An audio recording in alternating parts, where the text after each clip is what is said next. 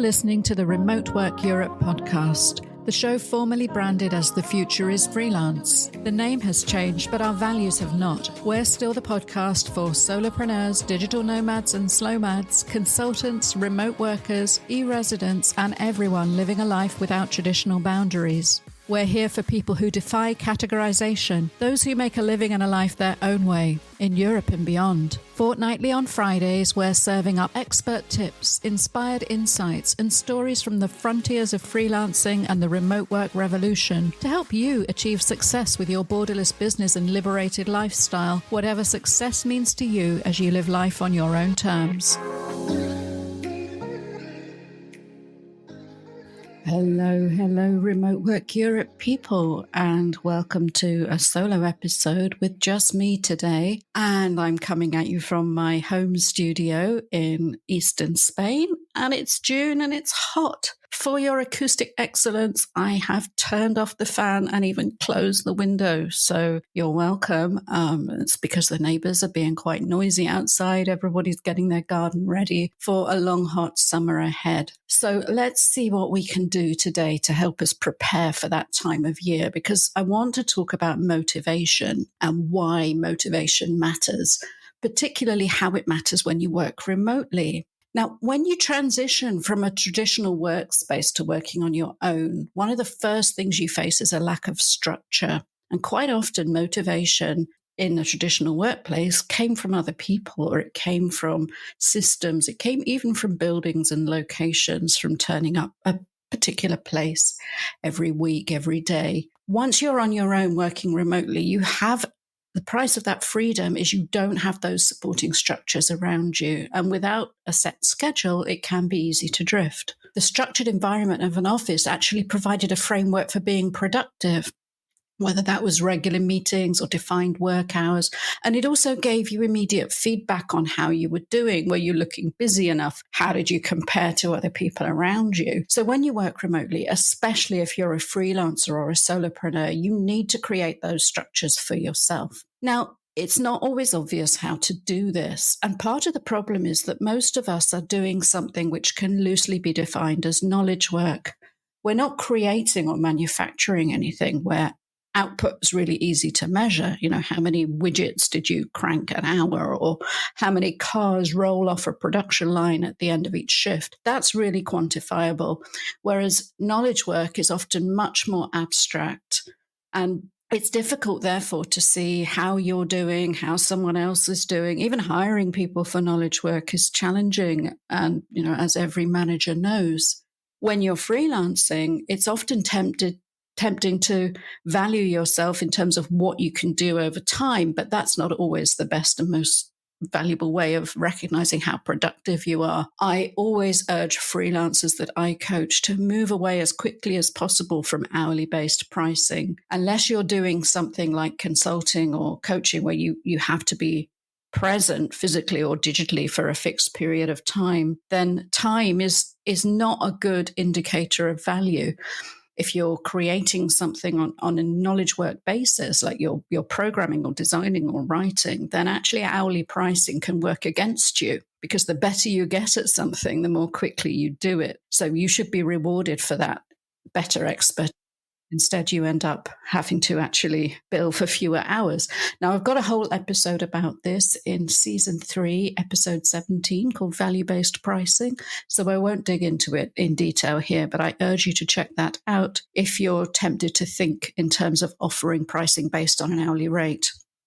The only thing I will say here is it's fine to have an hourly rate in your head, because you know roughly how long it's going to take you to do a thing. And when you price per project or per deliverable, you're actually assuming the risk that it might take you longer, and you're assuming the upside if you do it more quickly. It's perfectly okay to have that target rate in your head when you issue that price, but the fact is you don't tell the client that. You price it based on the project, on the deliverable that you're giving to them, because that's the thing that's valuable to them.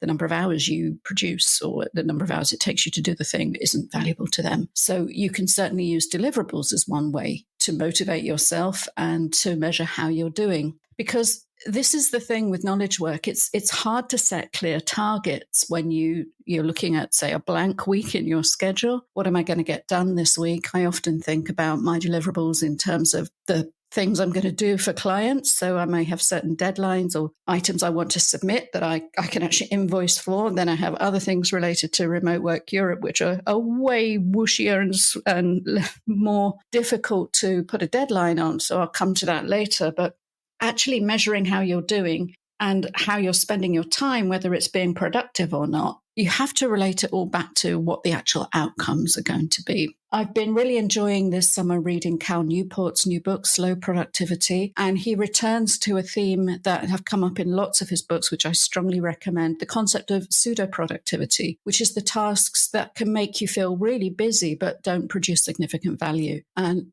this concept has come up with different names over the years, but I like the idea of pseudo productivity because it really highlights that idea that what you're doing, how you're spending your time, doesn't have any potential to move the needle on your big goals. And it's really crucial to differentiate, therefore, your task between being really productive and just being busy, because you can spend an awful lot of time being busy and not really achieve anything. Now, obviously, even if we're working for ourselves, we still have tasks that are admin and they're busy work. We can try and automate as many of those as possible, which I strongly recommend. And we've got lots of content about that. You can delegate. You can get rid of a lot of things. Sometimes, particularly if you're working for yourself, you might be experimenting. You might be trying to be present everywhere. You might be trying to give an impression of not so much being a solopreneur, but being part of something bigger. So you're trying to be everywhere. It's really difficult sometimes to curtail how many social media networks do I need to be on? How many times do I need to post? How many blogs do I need to publish, and so on. You can put all those into your task management system. You can write things down on a list and cross them off. This can provide a really clear sense that you're being busy and you're being active, but it doesn't necessarily mean you're working on the areas that need attention. So hands up, I'm completely guilty of this. You need to find a way to both identify it in your work and a way to tackle it. And we all have, I'm not going to tell you there's one systematic way that you can achieve this. Some people like working with a timer, for example, and having a sprint through a load of admin tasks. I sometimes do that when I really want to just clear literally a pile of papers, because paper still appears and comes into my life as much as I try to avoid it. So I might set a timer, or I might put a playlist on and just try and bang through that. Other people like to use timers to overcome procrastination and get into something big. So I'm going to work on this for 20 minutes. You can use a Pomodoro timer, which is named after the Italian word for tomato for some reason. But the idea is that you set a timer for 20 minutes, and then you know that even though you really didn't want to tackle this hard thing, you're only going to give it 20 minutes and then you get a 5-minute break. And the idea is you chunk out Pomodoros and then you have a longer break every 4 or 5 sessions. I've tried it. Doesn't work for me because I hate being told I've got to take a break when I have actually got into flow on something. But I completely recognize that as a sense of motivation, overcoming that tendency to procrastinate in the first place. If it's something you really have a huge resistance to doing, then this might be a way of overcoming that and saying, look, I'm just going to get into it. I'm just going to make a start. And then in 20 minutes, I'm going to give myself a break. And I'm sorry for the Pomodoro purists. You don't have to give yourself a break. If you find that you have broken that motivational block and you're in flow, then for heaven's sake, carry on and get the thing done. But, we're all different. The main thing is we need to keep track, and we need to keep track of the things that matter, that are moving the needle on our big goals. And there's lots of reasons why we don't do the big things. The big things are not always easy to measure, but we have other resistance too. This is not a new problem. Knowledge work itself goes back many decades now, and there's been lots of research. Some research highlights the different kinds of motivation that we have.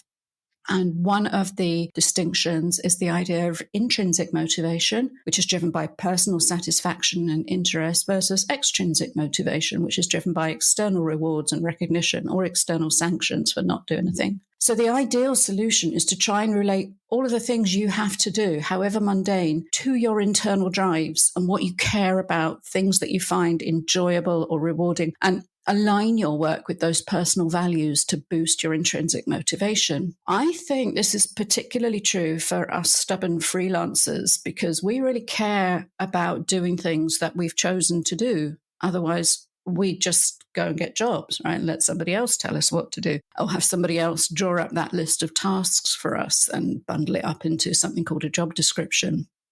So we've got an episode coming up soon with a special guest on finding remote work and creating remote work that's just as unique as you are. But for now, I can only suggest trying to identify intrinsic motivation for anything that you find that you're procrastinating on, especially if you're procrastinating on it regularly. Try and flip the script to somehow make it about you and about something that you care about. So if you find it hard to exercise when it's hot, like it is here today, think about the long-term health outcomes. Think about how it will make you feel.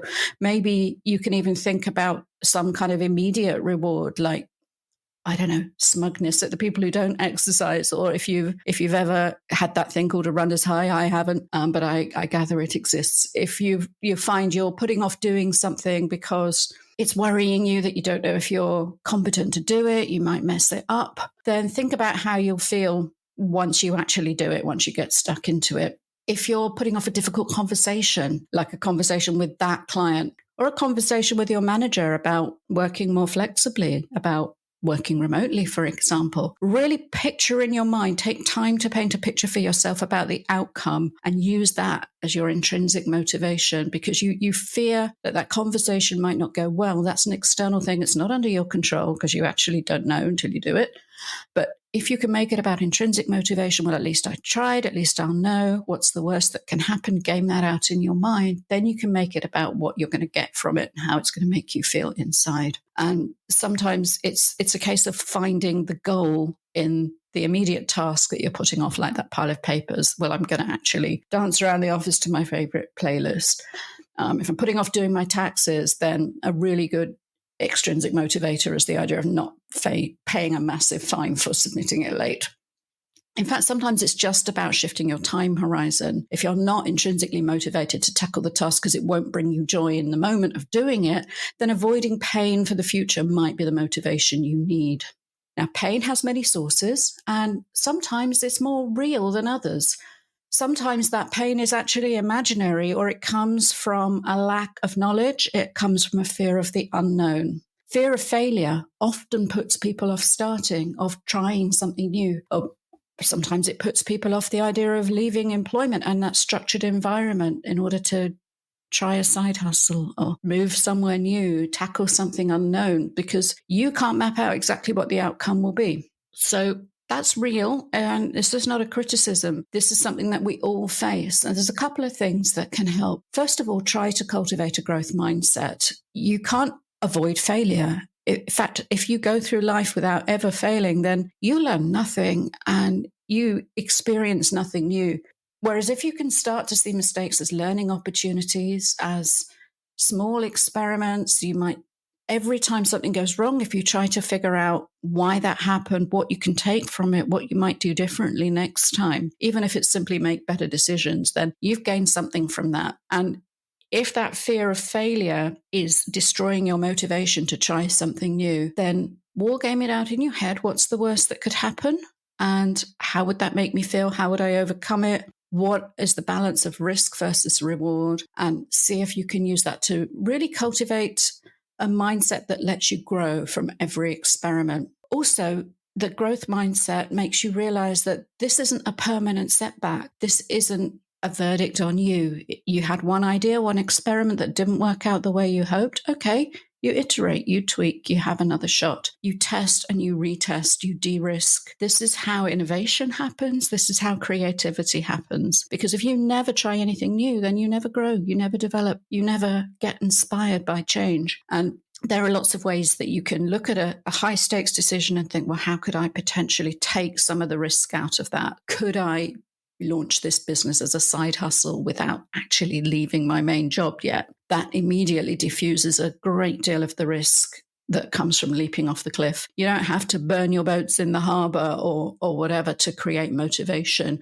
Sometimes you can get more motivation by taking the risk out of a situation, giving yourself a fallback position that allows you to take some of the tension and the fear out of the situation and therefore have a go with a clearer mind. You're less distracted. You're more likely to be rested. You're more likely to focus better. So a second way of de-risking that fear of failure is to find some support, is to find some ways to test things, is to find some company. And this is often a challenge for us remote workers, especially if we're working from home or we're working on our own, especially if we're working for ourselves. So I'm going to be talking a little bit at the end of the episode about our Remote Work Europe Connected community, which is somewhere you can specifically come with these fears, these decision points, these questions, and get some support from peers who are going through the same thing in a safe place. So I'll just put that out there for now, that often you feel like you're on your own. You're not necessarily on your own. You can seek out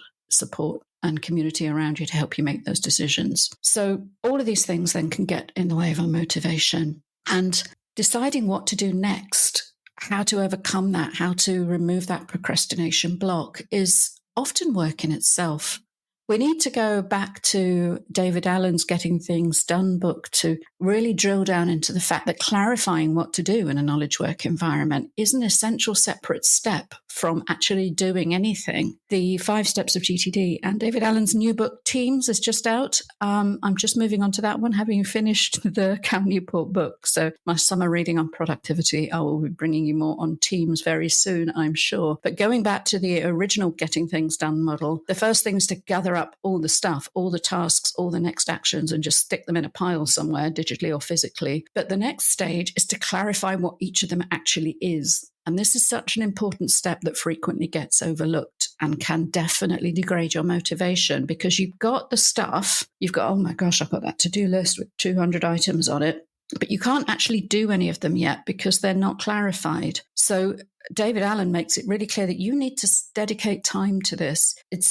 After the capture, before the doing comes the clarifying, where you have to relate each of the things you've captured to a specific action, to an actual verb. Do I need to think about this? Do I need to read this? Do I need to process that? Do I need to send that? Do I need to write the other? Once you've done that clarifying, it takes a lot of the friction out of the doing, which is the thing that you ultimately have to do all the things. But once you clarify each separate step, it helps to overcome procrastination. It helps you to motivate yourself and move forward because you know what it is you've got to do. And you can tell at a glance when you look at the next thing, okay, yeah, that's a specific task. It requires certain resources or context in order to do it. But I don't have to think that through when I'm wondering whether to do the thing. So really important that, because all the time we have to make decisions about things. That actually uses up energy as well as time.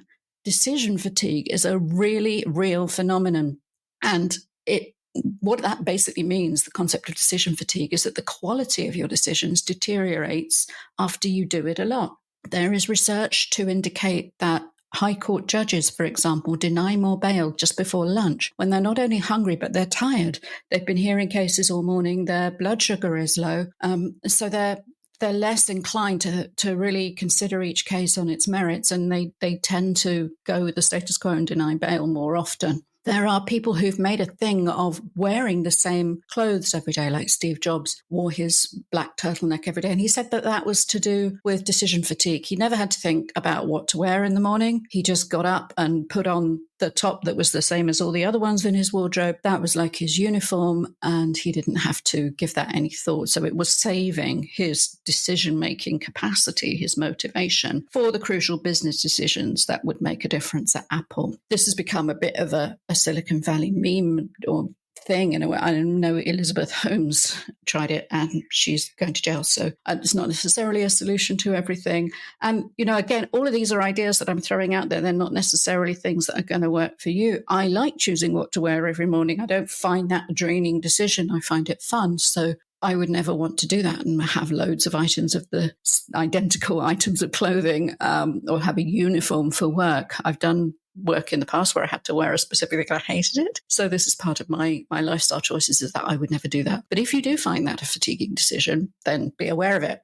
That's all it is. If you can simplify routine decisions and maintain energy for the more critical things, then that can really help. For some people, it's a morning routine. Like every morning I get up at this time, I do these certain rituals, these certain things that I don't have to think about, well, what am I going to eat for breakfast? I always eat the same thing. Am I going to exercise? How am I going to spend my time. Now, I know lots of solopreneurs have found it useful to kind of block out their week even as a way of overcoming decision fatigue. If you decide that Mondays are your admin day, you're just going to get everything out of your inbox, off your plate, then you can focus Tuesday, Wednesday, Thursday on meetings or on creating or whatever it is that takes up your time, or you might decide to have no meeting Fridays or whatever.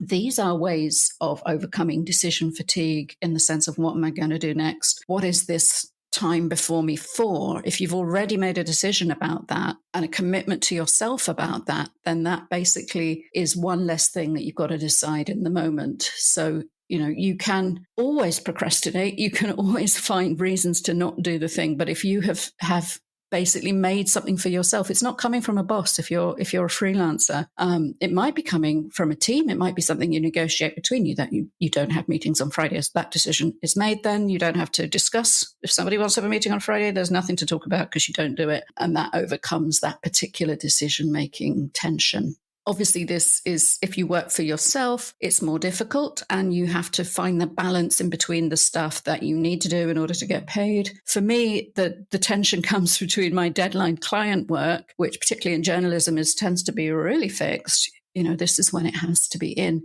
versus building Remote Work Europe, which is way more woolly and amorphous. And I have big goals and I have short-term things that I would like to do. No one's going to come for me if I don't do it. Lots of it is unlikely to pay me anything. Or maybe in the very distant future. So I don't have that motivation. Self-imposed deadlines definitely help. And so far I've got this podcast out every fortnight. I'm into the third year now. So definitely I can say those deadlines help, because I know that if I like listening to a podcast show and it starts to be erratic and I don't know when it's going to appear in my feed, then that is not a great user experience. So I've set myself that deadline. I've got the Myers Remote Reflection email out every Tuesday for the last couple of months. And I know that needs to be in the drafts ready to go out on Tuesday. Otherwise, I'm going to let myself down. I'm going to let other people down. No client's going to come for me, but I've created that deadline for myself. So, maybe I can get to the point where I can say I'm definitely going to do a webinar every month, or I'm going to get a blog post out every week or something, because I know that these things definitely help. And you can use the apps and the calendars and reminders in your life in order to support this. But again, I will say beware pseudo-productivity, because checking tasks off is not being productive. And that's why we have to go back every time to that idea of clarifying what we have to do and prioritizing. Because way back before Cal Newport or even David Allen, we had Stephen Covey's time management matrix. And this is something that we have to come back to, whatever model of thinking or productivity that we're using. I haven't found anything to really beat this as a way of making decisions and prioritizing. You've probably heard of this, but if not, if you need a recap, then the idea is that we have 4 quadrants. You can draw this on a big piece of paper. You can do it on a digital, like a mural board or something like that. And it's a matrix based on the 2 dimensions of urgency versus important.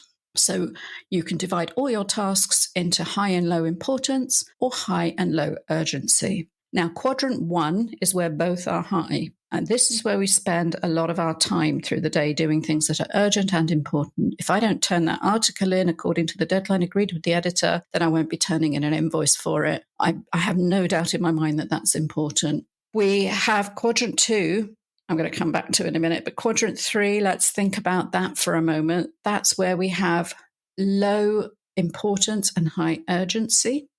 That is where we can often end up spending time unnecessarily. I think I have to post on LinkedIn every day. I'm not even doing my LinkedIn challenge at the moment, but I've set myself this thing. Is it really important? Is it actually going to stop me creating a useful piece of content that will support users of Remote Work Europe through the long term? I have to stop and think about, am I going to tweet today or something like that? It's really important not to waste time in quadrant 3. And quite a lot of quadrant 3, particularly in traditional work, comes from other people's urgency as well. It's not even your own. It's this idea that your inbox becomes a to-do list from somebody else, drive-by management. it's all the can you justs. It's the things that erode your focus and stop you doing the big things, because there's always one more urgent thing, even if it's really not important. So there are different ways you can try to overcome this as well. And the best ways to do that will depend upon, obviously, your individual setup and how you work, what extent you have control over your time. The more control you have, the more control you have over which quadrant you spend time in. But if you're used to a structure where somebody else is putting stuff in your to-do list, then you might find yourself pulled into quadrant 3 a lot. You can also find that as you progress in your career, people make demands of you from both sides. So you might have your boss coming along and saying, could you just do this? Could you just let me have that? Before you go this week, can I? And then all of that stuff piles up in urgency and pushes away the stuff without the deadlines. And then you find that there are people who need your support, who are asking you for things. So you have to try and organize that as well. Otherwise, if you're a helpful person, you find that you can't do anything else. Now, we have this is certainly an issue with Remote Work Europe. So that's why we've created the Remote Work Europe Connected Community and a weekly office hours session. So we call it out of office hours. It's you can ask me anything. People can come once a week. It's Wednesday lunchtime, bring your lunch, and we will chat about anything. What I can't do is reply immediately to requests outside of that. I've had to be really clear that, and I put this in every welcome email in the Remote Work Spain group, that I can't reply to direct messages and emails asking for specific help with people's job search. That's not good use of my time. It's actually much better use of my time to create content like this, to research jobs for the newsletter, to research content, which will help more people, because I can't provide, I'm not a recruiter anyway, and I don't have a secret stash of jobs. So, I'm really clear that I can't do that, other than in very exceptional circumstances. So it's a case of corralling those things that chip away at your time and your attention, getting out of quadrant 3. Quadrant 4 is that it's not important and it's not urgent. So a lot of those things you can get rid of altogether. Look at, can you automate them? If it's important to you to do these things, can you in some way involve automation and AI to get that done for you? Can you delegate them to other people? But really, if you're going to pay somebody else to do it, you need to make sure there's at least some degree of importance attached to it, some outcome that you desire. For example, it might be posting on social media. If that's really not your bag, or you find it too distracting, there are people who can do that very well and very affordably. It might be something like editing this podcast. It's important, but I'm not the best person to do it. So I take that importance out and I delegate it to somebody else who will tidy up the file for me, give it me back, and it will, obviously I have to pay him to do that. That costs to me directly in terms of euros, because it takes away, and it would actually, I pay him less than I would want to earn myself in the time it would take me to do it, because I'm much slower. So that's quadrants 1, 3, and 4 addressed, but quadrant 2 is the most important. That's things which are important, but they're not urgent. They don't have a specific deadline on them. So these are the things that they matter. They're in quadrant 2 because they are important. You've already identified that when you've done your clarifying. This thing has come across your task, whether it's an idea or something you've been asked for or something you want to do. But it's big and it hasn't necessarily got a deadline. Things might move from quadrant 2 to quadrant 1 as a deadline bears down. For example, I have things in my quadrant 2 pile that I know will become urgent if I don't deal with them. And they have got a deadline, but it's quite a long way out. An example might be pitching a talk for a conference that's happening in the autumn. And I've got a couple of months before the deadline. And in an ideal world, I would be coming across that systematically, taking the time to do it whilst I'm not distracted by other things. And hopefully I'm working on it in my subconscious anyway, or I like to tell myself that. But at the moment, it's in quadrant 2 because it doesn't have a deadline. There's a whole lot of Remote Work Europe stuff in quadrant 2. I'll be the first to admit. There are so many articles I want to write. There are people I want to interview. There are, the podcast is a really good example of how stuff can move between those 2 quadrants, because getting this episode nailed today over to my lovely editor, who will turn this recording into an episode for me, and then getting that locked and loaded to release on the date that I've set, that's urgent. Whereas thinking about the arc of the podcast, the kind of issues I want to tackle, the guests I want to get, what my schedule is going to be like through the summer. Will I take a recording break in August? Yes, I will. All of these things, they're more woolly. They don't have a deadline on. I have a fairly good idea what my episodes are going to be up until that time. And therefore, I'm not thinking about season 6 yet, because that's a quadrant 2 thing. Whereas actually, I should be thinking about it. I should be blocking out time on my schedule to plan podcast season 6, which will start in the autumn. And that includes how is that going to relate to video content? Am I going to use the same editor? Am I going to seek a sponsor, or am I going to carry on doing my own thing, as I've really enjoyed doing this year with zero kind of editorial input from anybody else? But that might not be the best use of my time. So these are all big quadrant 2 decisions. These are the things that, like planning, a relationship building, setting priorities, they can often get sidelined. They're driven out by the urgent. But the thing is, we all know, I don't need to tell you this, the quadrant 2 stuff is essential for long-term success. And what you need to do is carve out time to really drill into those. You need to have clarified already what's in that quadrant. Yeah, I need to plan that. I need to spend some time thinking about that. And then you need to set the time to do it. Jenny Blake calls it founder's time. And you are the founder if you are a freelancer or a solopreneur or contemplating a side hustle, or even seeing your own career as an employee. If you start to think like an employeepreneur and think about what you want out of it, about taking control of it, then you are a founder and you need to make founder time available. So I hope this has given you some things to think about motivation, about ways to motivate yourself when it is just you. And before we wrap up, I've got a couple of practical calls to action for you. The first is I want to remind you about our Remote Work Europe connected community, because a lot of this stuff is so much harder on your own. And it's so much easier when you have a community of like-minded people. So the Remote Work Europe connected community is our premium community. It's very small at the moment. We're hoping to grow it a little bit over this summer, but we're going to keep the numbers deliberately small so we can work with people individually. It's extremely affordable. It's about €1 a day. And it means that you have direct access to myself and Diana, other members of the Remote Work Europe team. We work together. It's in a private Facebook group now, so it's extremely accessible, but it's private. It's completely different from the public Remote Work Europe groups. So it means that we can talk about your work. We can talk about your job search. We can help you shape your messaging. We can help you figure out your offer. We can help you figure out safe experiments to de-risk things you want to try, and so on. And we can also promote and amplify what you're doing across our socials. So I'll put the link to that in the show notes. Please check out Remote Work Europe Connected. So that's something for the big stuff, for the big quadrant 2, life planning or changing directions or careers, or how to get more remote into your life, or how to move to another country, and all of those things we can deal with in Remote Work Europe Connected. I'm going to give you another call to action, which is something much more tangible and short term, and to get a quadrant 2 thing done. And if you're like me and you like just checking things off, getting them done, finding that satisfaction of ticking the box or crossing through something on a list, you're going to love this. We have a new product, a service which we've introduced, which is called the LinkedIn Power Hour, because I don't need to tell you how important LinkedIn is. Whatever you are doing in the remote work space, this is your online portfolio, it's your online resume, it's your work history, it's your testimonials, it is your presence. And whatever website or portfolio you have not on LinkedIn, LinkedIn will probably beat it for SEO. So you need to get that right.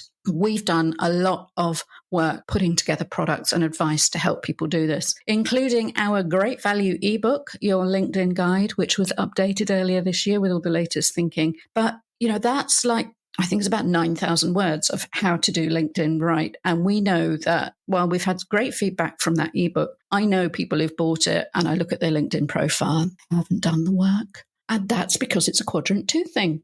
Sitting down with your LinkedIn profile and the guidebook open and going through, okay, what does my headline need to say? What should I have in my link? What should I have in my bio? What are the keywords? And gathering all that stuff up, that's work and it's effort. And nobody's going to come along and tell you you've got a deadline to do it. So what we've introduced now is our LinkedIn Power Hour, where we guarantee that if you do the prep work and if you turn up on the day, lovely Diana will take you by the hand digitally through a video call and screen sharing and sort out your LinkedIn profile. It is a done with you service.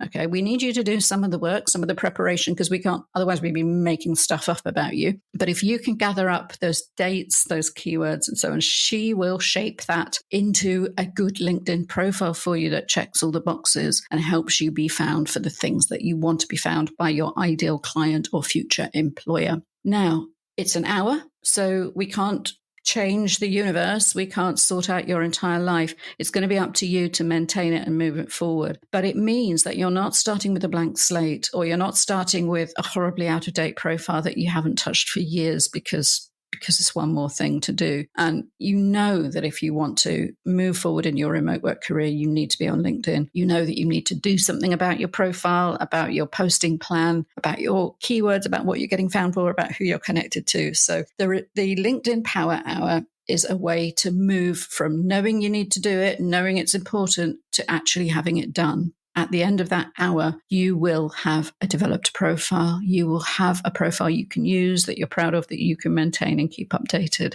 So you can book that today. Diana's schedule is available. She's taking bookings through the summer, and I will put the link to that also in the show notes here so that you can book in your LinkedIn Power Hour. Check that box, know that you've got a cracking LinkedIn profile to move forward with. And if you're not sure what you should be posting in there or how to use it or what your next moves are going to be with or without that profile, then come join us in Remote Work Europe Connected. So these are 2 things we're offering you today to move you off the blocks, to help overcome procrastination, to advance your remote work career. And we really hope that you will think about taking up one of these services, because staying motivated and focused and achieving that work-life balance that you crave, this is a continual journey. It's not a destination. It's something that you deserve and you need to keep working towards. You can keep experimenting with what works best for you. So until next time, when we're going to bring you an interview conversation again, which I think will provide additional motivation, I'm really excited about our next episode.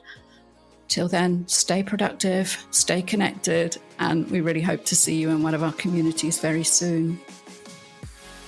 You've been listening to the Remote Work Europe podcast, brought to you by remoteworkeurope.eu. We bring you community, information, training, coaching, and more to help you achieve your location-independent lifestyle in Europe and beyond as an employee, entrepreneur, freelancer, or whatever you want to be. If you enjoyed the show, please like, rate, and comment, and subscribe to our feed wherever you get your podcasts. If you really liked it, we'd appreciate a review as well. Here's to your remote work success in Europe and around the world.